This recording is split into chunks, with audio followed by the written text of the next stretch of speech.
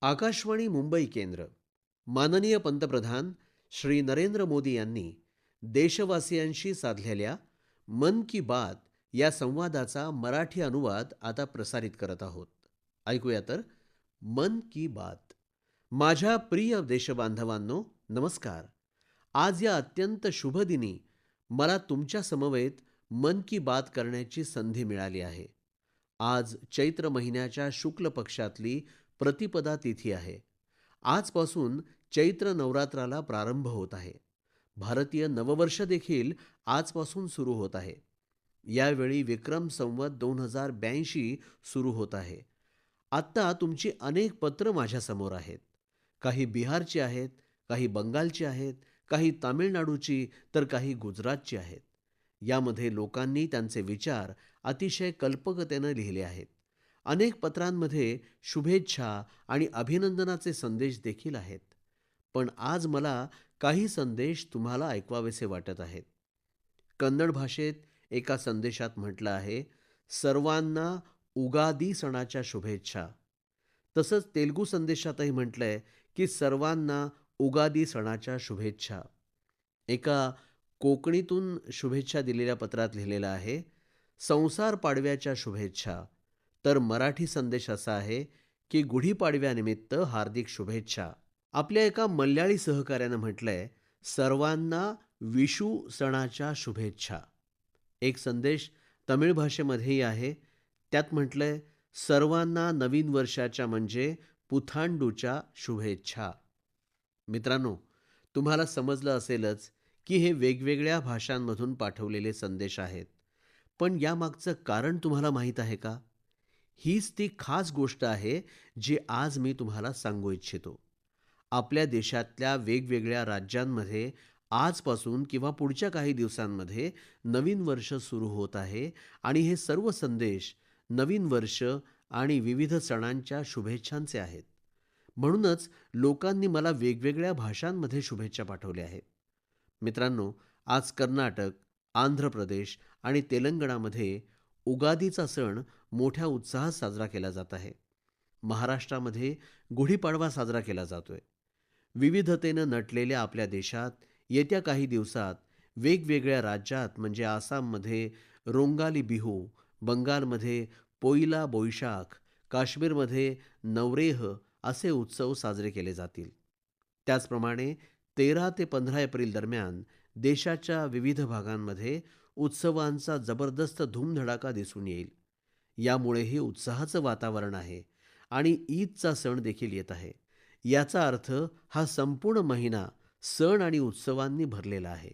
या सणांच्या निमित्तानं मी देशातल्या जनतेला मनापासून शुभेच्छा देतो. आपले हे सण वेगवेगळ्या प्रदेशात होत असतील, पण ते भारताच्या विविधतेत एकता कशी विणली गेली आहे हे दर्शवतात. आपल्याला ही एकतेची भावना सतत बळकट करायची आहे. मित्रांनो, जेव्हा परीक्षा येतात तेव्हा माझ्या तरुण मित्रांबरोबर मी परीक्षा पे चर्चा करतो. आता परीक्षा संपल्या आहेत. अनेक शाळांमध्ये पुन्हा वर्ग भरवण्याची तयारी सुरू आहे. यानंतर उन्हाळ्याच्या सुट्ट्यांचा काळ देखील येईल.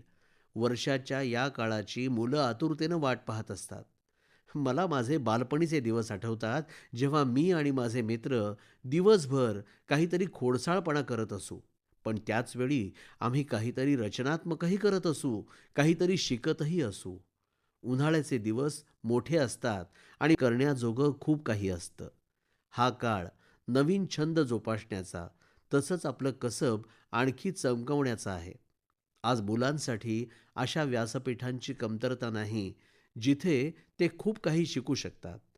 उदाहरणार्थ, जर कोणतीही संस्था तंत्रज्ञान शिबिर चालवत असेल, तर मुलं तिथं ॲप्स बनवण्याबरोबरच ओपन सोर्स सॉफ्टवेअरबद्दल शिकू शकतात. जर पर्यावरण, नाट्य किंवा नेतृत्व यासारख्या वेगवेगळ्या विषयांवर अभ्यासक्रम असतील, तर तुम्ही त्यातही सामील होऊ शकता. भाषण किंवा नाटक शिकवणाऱ्या अनेक शाळा आहेत, त्या मुलांसाठी खूपच उपयुक्त आहेत. या सर्वांव्यतिरिक्त तुम्हाला या सुट्ट्यांमध्ये अनेक ठिकाणी होणाऱ्या स्वयंसेवी उपक्रमांमध्ये किंवा सेवा कार्यात सहभागी होण्याची संधी देखील मिळेल.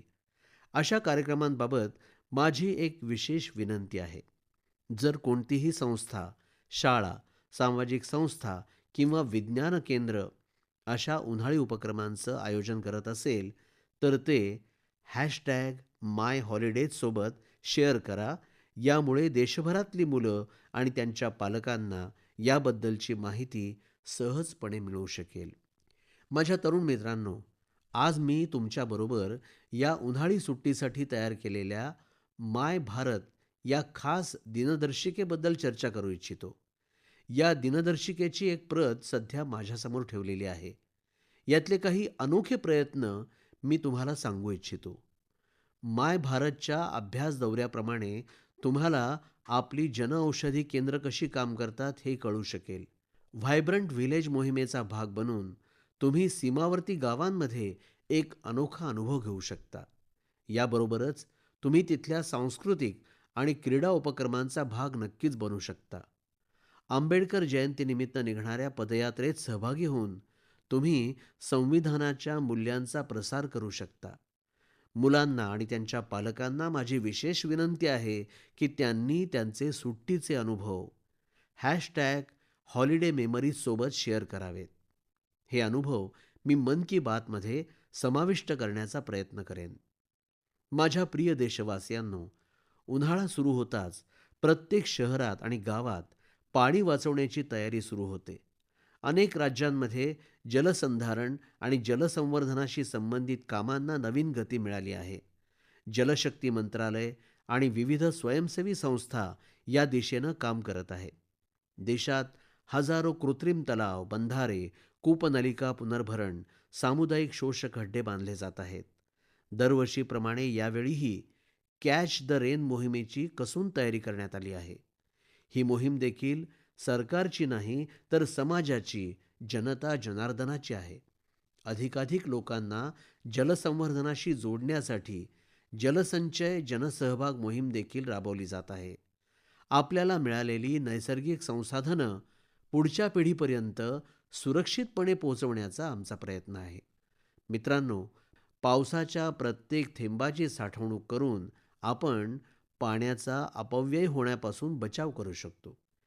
गेल्या 7-8 वर्षांमध्ये नव्यानं बांधलेल्या टाक्या, तलाव आणि इतर जलपुनर्भरण संरचनांद्वारे 11 अब्ज घनमीटरपेक्षा जास्त पाणी वाचवण्यात आलं आहे. आता तुम्हाला प्रश्न पडला असेल की 11 अब्ज घनमीटर पाणी म्हणजे किती पाणी होतं? तर मित्रांनो, भाकरानंगल धरणात साचणाऱ्या पाण्याची छायाचित्र तुम्ही पाहिली असतील. या पाण्यापासून गोविंद सागर तलाव तयार होतो. या तलावाची लांबीच 90 किलोमीटरपेक्षा जास्त आहे. या तलावातही 9 ते 10 अब्ज घनमीटरपेक्षा जास्त पाणी साठवता येत नाही. फक्त 9 ते 10 अब्ज घनमीटर. आणि देशवासियांच्या छोट्या छोट्या प्रयत्नांमधून देशाच्या विविध भागांमध्ये 11 अब्ज घनमीटर पाणी वाचवण्यात यश आलेलं आहे. आहे ना एक प्रशंसनीय प्रयत्न? मित्रांनो, कर्नाटकच्या गदग जिल्ह्यातल्या लोकांनीही या दिशेनं एक उदाहरण घालून दिलं आहे. काही वर्षांपूर्वी इथल्या 2 गावांमधले तलाव पूर्णपणे कोरडे पडले होते. एक वेळ अशी आली की जनावरांना पिण्यासाठीही पाणी शिल्लक राहिलं नाही. हळूहळू तलाव गवत आणि झुडपांनी भरून गेला. पण गावातल्या काही लोकांनी तलावाचं पुनरुज्जीवन करण्याचा निर्णय घेतला आणि ते कामाला लागले. आणि म्हणतात ना, जिथे इच्छा असते तिथे मार्गही असतो. गावातल्या लोकांचे प्रयत्न पाहून जवळच्या सामाजिक संस्थाही त्यांच्यात सामील झाल्या. सर्वांनी मिळून कचरा आणि चिखल साफ केला आणि काही वेळातच तलावाचा परिसर पूर्णपणे स्वच्छ झाला. आता लोक पावसाळ्याची वाट पाहत आहेत. खरोखर हे कॅच द रेन मोहिमेचं एक उत्तम उदाहरण आहे. मित्रांनो, तुम्हीही सामुदायिक पातळीवर अशा प्रयत्नांमध्ये सामील होऊ शकता. ही लोकचळवळ पुढे नेण्यासाठी तुम्ही आतापासूनच नियोजन करायला हवं. आणि आणखी एक गोष्ट लक्षात ठेवली पाहिजे. शक्य असल्यास उन्हाळ्यात तुमच्या घरासमोर थंड पाण्याचा माठ ठेवा. तुमच्या घराच्या गच्चीवर किंवा व्हरांड्यात पक्ष्यांसाठी पाणी ठेवा. हे पुण्यकार्य केल्यानंतर तुम्हाला किती बरं वाटेल ते पहा. मित्रांनो, आता मन की बातमध्ये आपण बोलूया आकांक्षांच्या भरारीबद्दल, आव्हानांची पर्वा न करता हिंमत दाखवण्याबद्दल. काही दिवसांपूर्वी संपलेल्या खेलो इंडिया पॅरा गेम्समध्ये खेळाडूंनी पुन्हा एकदा त्यांच्या समर्पणानं आणि प्रतिभेनं सर्वांना आश्चर्यचकित केलं. यावेळी या खेळांमध्ये पूर्वीपेक्षा जास्त खेळाडूंनी भाग घेतला. यावरून पॅरा स्पोर्ट्स किती लोकप्रिय होत आहेत हे दिसून येतं. खेलो इंडिया पॅरा गेम्समध्ये सहभागी झालेल्या सर्व खेळाडूंचं मी त्यांच्या उत्तम प्रयत्नांसाठी अभिनंदन करतो. हरियाणा, तामिळनाडू आणि उत्तर प्रदेशातल्या खेळाडूंचं प्रथम, द्वितीय आणि तृतीय क्रमांक मिळवल्याबद्दल मी अभिनंदन करतो. या खेळांदरम्यान आपल्या दिव्यांग खेळाडूंनी 18 राष्ट्रीय विक्रमही केले. त्यापैकी 12 महिला खेळाडूंची नावे होते. यंदाच्या खेलो इंडिया पॅरा गेम्समध्ये सुवर्णपदक जिंकणारा मुष्टियोद्धा जॉबी मॅथ्यूनं मला एक पत्र लिहिलं आहे. मला त्या पत्रातला काही भाग वाचून दाखवावासा वाटतो. त्यानं लिहिलं आहे, पदक जिंकणं खूप खासच असतं, पण आमचा संघर्ष फक्त पोडियमवर उभं राहण्यापुरता मर्यादित नाही. आम्ही दररोज एक लढाई लढत असतो. आयुष्य अनेक प्रकारे आपली परीक्षा घेत असतं, पण खूप कमी लोक आमचा संघर्ष समजू शकतात. असं असूनही आम्ही धैर्यानं पुढे जातो. आम्ही आमची स्वप्न पूर्ण करण्यासाठी कठोर परिश्रम करतो, पण आम्ही असा विश्वास बाळगतो की आम्ही कोणापेक्षाही कमी नाही. वा, जॉबी मॅथ्यू, तू खूप छान लिहिलं आहेस. अप्रतिम. या पत्राबद्दल मी तुझे आभार मानतो.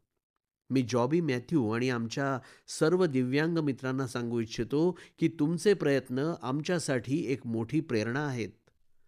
मित्रांनो, दिल्लीतल्या आणखी एका भव्य कार्यक्रमानं लोकांना खूप प्रेरणा दिली आहे आणि उत्साहानं भारून टाकलेलं आहे. पहिल्यांदाच एका नाविन्यपूर्ण कल्पनेतून फिट इंडिया कार्निव्हलचं आयोजन करण्यात आलं होतं.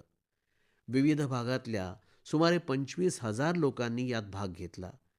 या सर्वांचं ध्येय एकच होतं, तंदुरुस्त राहणं आणि तंदुरुस्तीबद्दल जागरूकता निर्माण करणं.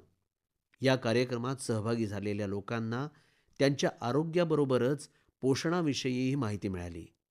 मी तुम्हाला विनंती करतो की तुमच्या परिसरात देखील असे कार्निव्हल आयोजित करा. या उपक्रमात माय भारत तुम्हाला खूपच मदत करू शकेल. मित्रांनो, आपले स्थानिक खेळ आता लोकप्रिय संस्कृतीचा भाग बनत आहेत. तुम्ही सर्वजण प्रसिद्ध रॅपर हनुमान काइंड याला ओळखत असालच. आजकाल त्याचं नवीन गाणं रन इट अप खूप प्रसिद्ध होत आहे. यामध्ये कलारीपयट्टू, गटका आणि थांग ता यासारख्या आपल्या पारंपरिक मार्शल आर्ट्स प्रकारांचा समावेश करण्यात आला आहे. मी हनुमान काइंडचं अभिनंदन करतो, कारण त्याच्या प्रयत्नांमुळेच जगभरातल्या लोकांना आपल्या पारंपरिक मार्शल आर्ट्स प्रकारांची माहिती मिळत आहे. माझ्या प्रिय देशवासियांनो, दर महिन्यात मला मायगव्ह आणि नमो ॲपवर तुमचे खूप संदेश मिळत असतात. त्यापैकी कित्येक संदेश मनाला स्पर्श करतात. काही संदेशांचा अभिमानही वाटतो. कित्येकदा तर या संदेशांमधून आपली संस्कृती तसंच परंपरा यांच्या संदर्भात अत्यंत आगळीवेगळी माहिती मिळते. यावेळी ज्या संदेशाकडे माझं प्रकर्षानं लक्ष गेलं त्याबद्दल मी तुम्हाला सांगतो. वाराणसी इथून अथर्व कपूर, मुंबई इथून आर्यश लिखा आणि अत्रेय मान यांनी नुकत्याच पार पडलेल्या माझ्या मॉरिशस दौऱ्याबद्दलच्या त्यांच्या भावना लिहून पाठवल्या आहेत. ते म्हणतात, या दौऱ्यादरम्यान गीत गवई यांच्या सादरीकरणातून त्यांना खूप मजा आली. उत्तर प्रदेशचा पूर्व भाग आणि बिहार इथून आलेल्या अनेक पत्रांमध्ये मला अशीच भावना दिसून आली. मॉरिशसमध्ये गीत गवई यांनी केलेल्या शानदार सादरीकरणाच्या वेळी मला जो अनुभव आला तो खरोखरीच अद्भुत आहे. मित्रांनो, जेव्हा आपण आपल्या मुळांना घट्ट धरून ठेवलेलं असतं, तेव्हा कितीही मोठं वादळ आलं तरी ते वादळ आपल्याला उद्ध्वस्त करू शकत नाही. तुम्ही जरा कल्पना करा, सुमारे 200 वर्षांपूर्वी भारतातून काही लोक गिरमिटिया मजूर म्हणून भारतातून मॉरिशसला गेले होते. त्यावेळी पुढे काय होणार हे कुणालाच माहीत नव्हतं. पण कालपरत्वे ते तिथे स्थिरावले, तिथलेच झाले. मॉरिशसमध्ये त्यांनी स्वतःची ठाम ओळख निर्माण केली. त्यांनी तिथे आपला वारसा सांभाळून ठेवला आणि स्वतःला मुळांशी जोडून ठेवलं. मॉरिशस हे असं एकमेव उदाहरण नाही आहे. गेल्या वर्षी मी जेव्हा गयानाला गेलो होतो, तेव्हा तिथल्या चौताल कार्यक्रमांना देखील मी खूपच प्रभावित झालो. मित्रांनो, मी आता तुम्हाला एक ध्वनिफीत ऐकवतो.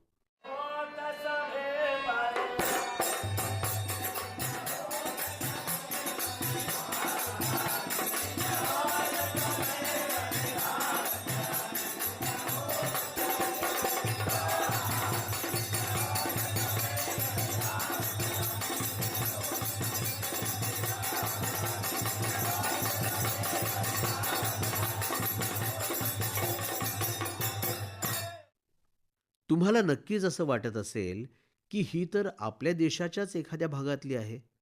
पण याचा संबंध फिजी देशाशी आहे हे समजल्यावर तुम्हाला नक्कीच आश्चर्य वाटेल. हा फिजी देशातील अत्यंत लोकप्रिय फगवा चौताल आहे. हे गाणं आणि संगीत प्रत्येकामध्ये उत्साह भरून टाकतात. मी तुम्हाला आणखी एक ध्वनिफीत ऐकवतो.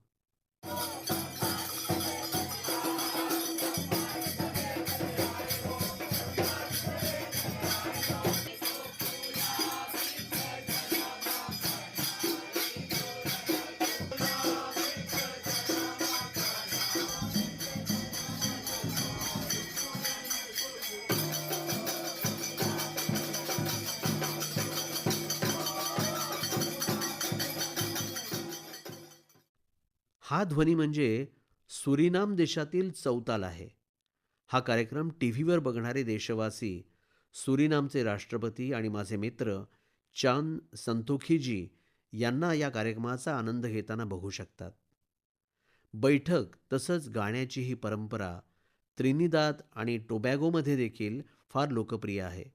या सगळ्या देशांमधले लोक मोठ्या प्रमाणात रामायणाचं वाचन करतात. इथं फगवा खूप लोकप्रिय आहे आणि सगळेच भारतीय सण आणि उत्सव अत्यंत उत्साहानं साजरे केले जातात. त्यांची अनेक गाणी भोजपुरी, अवधी भाषांमध्ये किंवा मिश्र भाषांमध्ये आहेत.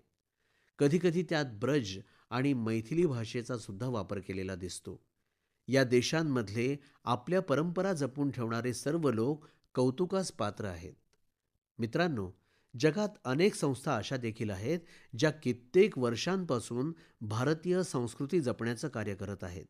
त्यापैकीच एक संस्था म्हणजे Singapore Indian fine art society.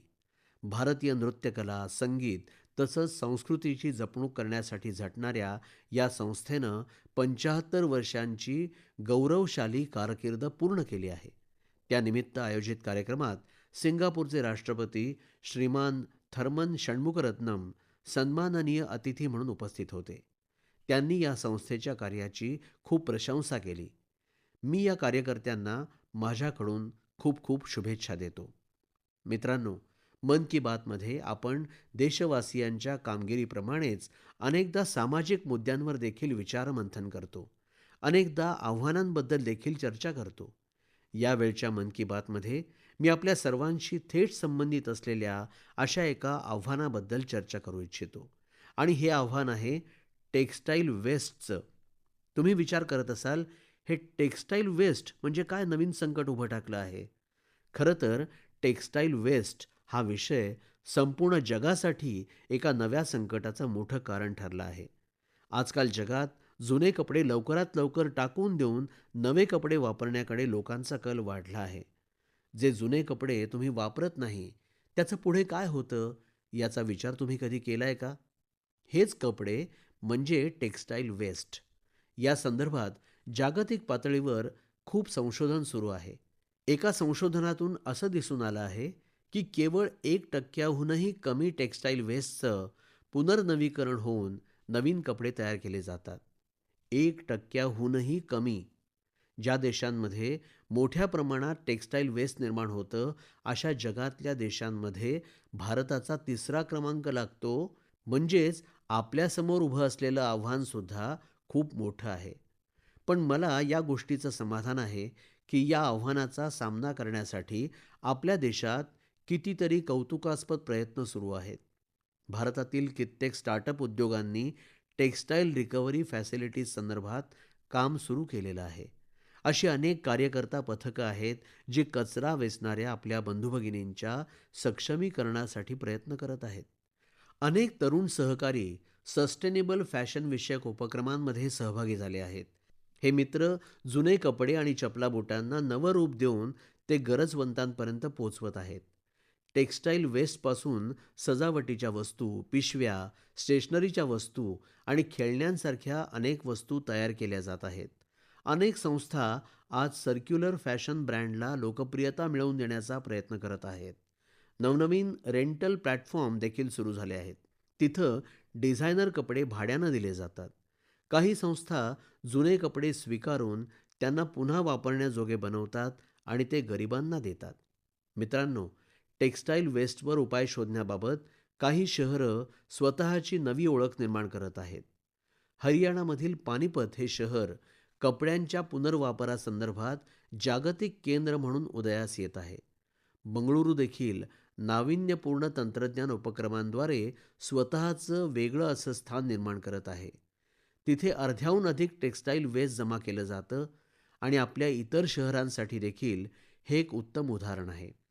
याच पद्धतीनं तामिळनाडूमधील तिरुपूरनं देखील सांडपाणी प्रक्रिया आणि नवीकरणीय ऊर्जा यांच्या माध्यमातून टेक्स्टाईल वेस्ट व्यवस्थापनावर लक्ष केंद्रित केलं आहे. माझ्या प्रिय देशवासियांनो, आज तंदुरुस्तीबरोबरच मोजणीची भूमिका फार मोठी झाली आहे. म्हणजे एका दिवसात किती पावलं चाललो याची मोजणी, एका दिवसात किती उष्मांक खाल्ले याची मोजणी, किती उष्मांक जाळले याचीही गणती. इतक्या सगळ्या मोजण्यांमध्ये आता आणखी एक उलट गणती सुरू होणार आहे. आंतरराष्ट्रीय योग दिनासाठीची उलट गणती.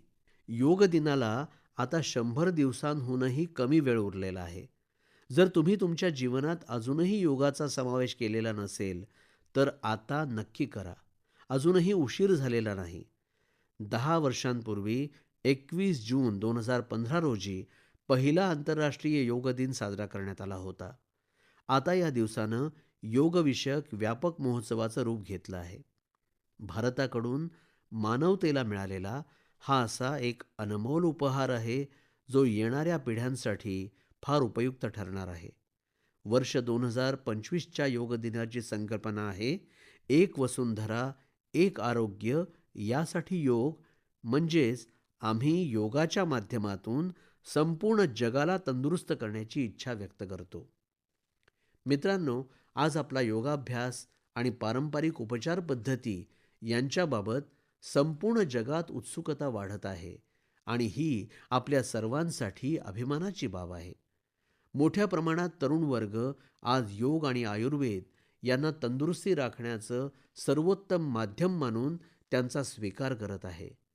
आता दक्षिण अमेरिकेतला चिली देश आहे, तिथं आयुर्वेदाला वेगानं लोकप्रियता लाभत आहे. गेल्या वर्षी ब्राझील दौऱ्याच्या वेळी चिलीच्या राष्ट्रपतींची भेट झाली होती. आयुर्वेदाच्या या लोकप्रियतेबद्दल आमच्यात बरीच चर्चा झाली.